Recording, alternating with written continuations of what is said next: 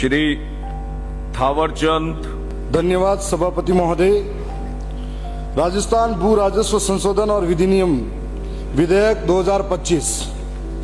माननीय सभापति महोदय, मैं आज इस सदन में राजस्थान भू राजस्व संशोधन विधेयक पर अपने विचार रख रहा हूं। माननीय सभापति महोदय, इस विधेयक की पृष्ठभूमि बड़ी स्पष्ट है। सुप्रीम कोर्ट ने 20 अप्रैल 2023 के अपने फैसले में कहा कि रिको को केवल वैधानिक और पंजीकृत आधार पर ही अधिकार मिल सकते हैं। इस निर्णय के बाद 26 मई 2023 से रिको ने भूमि संबंधित अनुमतियां जारी करना बंद कर दिया।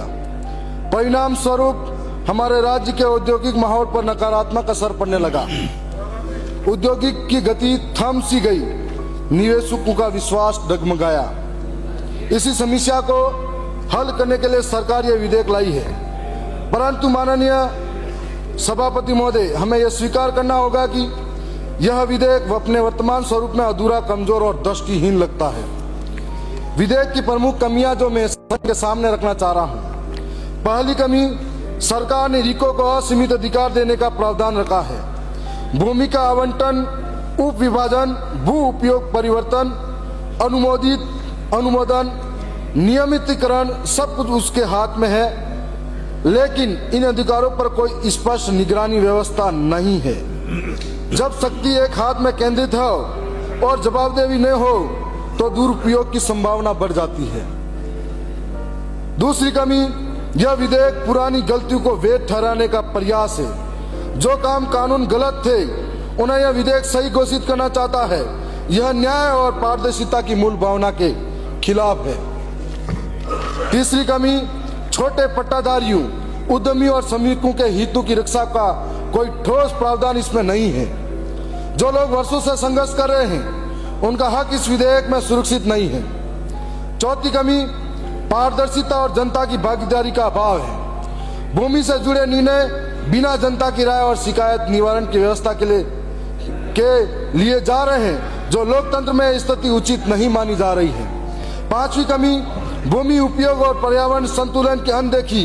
औद्योगिक विकास जरूरी है, लेकिन अगर भूमि और पर्यावरण योजनाओं की अनदेखी करेंगे तो भविष्य में और बड़ी समस्याएं खड़ी होगी। माननीय सभापति महोदय, सबसे बड़ा सवाल यह है कि जब सुप्रीम कोर्ट का निर्णय अप्रैल 2023 में आ गया था, तब सरकार ने तत्काल कोई ठोस कदम क्यों नहीं उठाया? क्यों इसमें महत्वपूर्ण विधेयक को लाने में इतनी देर हुई? क्यों परवर समिति की बैठकों में देरी हुई? यह और समय सीमा चूक गई। यह सब सरकार की गंभीरता की कमी को दर्शाता है। माननीय सभापति महोदय, मेरा स्पष्ट मानना है कि इस विधेयक को वर्तमान स्वरूप में पारित न किया जाए। इसमें पारदर्शिता, जनहित और न्याय को सुनिश्चित करने वाले प्रावधान जोड़े जाए। प्रभावित लोगों के लिए मुआवजा और शिकायत निवारण तंत्र बने। भूमि उपयोग और पर्यावरण मानकों को अनिवार्य बना जाए। रिको के अधिकारों पर स्पष्ट निगरानी व जवाबदेही का तंत्र स्थापित किया जाए। कानून का उद्देश्य यह नहीं होना चाहिए कि पुरानी गड़बड़ी को ढक दिया जाए। कानून का उद्देश्य यह होना चाहिए कि पारदर्शिता, न्याय और भविष्य की सुरक्षा होनी चाहिए। यदि यह विधेयक बिना सुधार के पारित हुआ तो यह केवल सरकार की निष्क्रियता और उद्योगों के प्रति उदासीनता का प्रमाण होगा।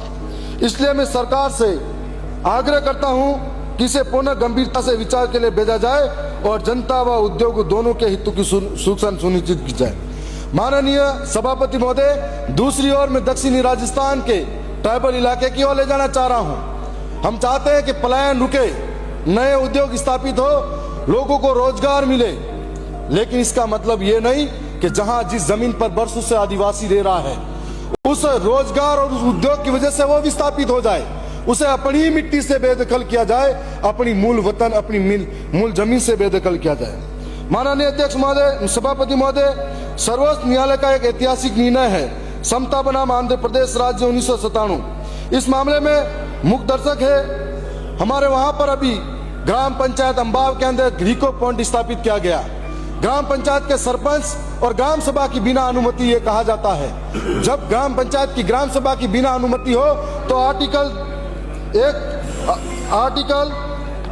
1996 की धारा 4 उप के अनुसार ग्राम सभा की अनुमति के बिना किसी भी भूमि का अधिग्रहण हस्तांतरण नहीं किया जा सकता। फॉरेस्ट राइट एक्ट पेरा की धारा 4(5) में साफ लिखा है, जब तक किसी दावे का निशान नहीं हो जाता तब तक किसी भी आदिवासी को बेदखल नहीं किया जा सकता। मैं ये चाहता हूँ कि जहाँ पर अंबाव गांव के अंदर हो या फिर कई गांवों के अंदर उद्योग स्थापित करने के लिए जहाँ पर जमीनें ली जा रही हैं, जहाँ पर ग्राम सभाओं की बिना अनुमति के यदि कोई लिया जा रहा है उसे निरस्त किया जाए। ग्राम सभा की अनुमति होनी चाहिए, गांव के लोगों की अनुमति हो सकती है। हमारे ग्राम सभा ये कहती है कि जहाँ पर आदिवासी गांव है वहाँ पर उनकी रूढ़िगत ग्राम परंपराएं हैं, उन ग्राम परंपराओं के अंदर ये मान्यता है कि जो गांव की जमीनें हैं वो गांव की है, और उनके पूर्वजों में यह विस्तार जब होगा जनसंख्या का, तब आने वाले समय में वही चारागाह भूमि हो या वन भूमि हो या अन्य जो बिला नाम भूमि हो, उस पर अधिकार पंचायत का होगा। पंचायत और तहसील स्तर पर उससे पट्टा दिया जा सकता है, जिसके माध्यम से वहां के लोगों को लाभान्वित किया जा सकता है।